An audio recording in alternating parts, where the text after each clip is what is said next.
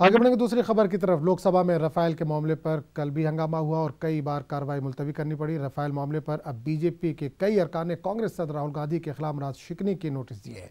संजय जायसवाल, अनुराग ठाकुर और निशिकांत दुबे ने राहुल गांधी के खिलाफ राफेल मामले पर नाराज शिकनी का नोटिस दिया है, जबकि सीपीएम रुकन मोहम्मद सलीम ने राफेल के ही मामले में तहरीक इल्तवा का नोटिस दिया है।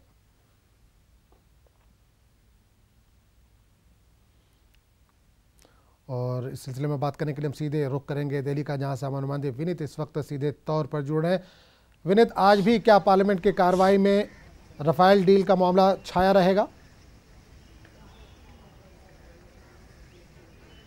जी, निश्चित तौर पर मैं आपको बताना चाहूँगा कि आज भी जब पार्लियामेंट की कार्रवाई होगी वहाँ पर रफाल का मामला छाया रहेगा, क्योंकि जहाँ पर अभी तक विपक्ष एग्रेसिव था, लेकिन जब से सुप्रीम कोर्ट का डिसीजन आया है, सुप्रीम कोर्ट ने माना है कि प्रक्रिया में कोई दिक्कत नहीं है और जो खरीदी की गई है वो ठीक है। उसके बाद बीजेपी भी और सरकार भी अटैकिंग मूड में आ गई है और जिस तरह से विपक्षी पार्टियां रफाल को लेकर के सरकार को घेरने की कोशिश कर रही है। और अब सरकार की पार्टी की, बीजेपी की बात करें या फिर अन्य पार्टियों की बात करें, तो वो जो है वो विपक्षी पार्टियों को घेरने की लगातार कोशिश कर रही है। उनकी जो कवायद है कि वो इस मुद्दे पर इज लेने की जो कवायद है उसकी वो कोशिश कर रही है। तो इसी को लेकर के जो सत्ताधारी पक्ष के कई सांसद है, जिसमें अनुराग ठाकुर है, निशिकांत दुबे हैं, उन्होंने नोटिस दिया है, राहुल गांधी के खिलाफ मानहानि का नोटिस दिया है। तो साफ तौर पर जिस तरह से विपक्ष में जो है वो सरकार को रफाल के मामले पर घोरने की कोशिश कर रहा था, वहीं जब से सुप्रीम कोर्ट का निर्णय आया है उसके बाद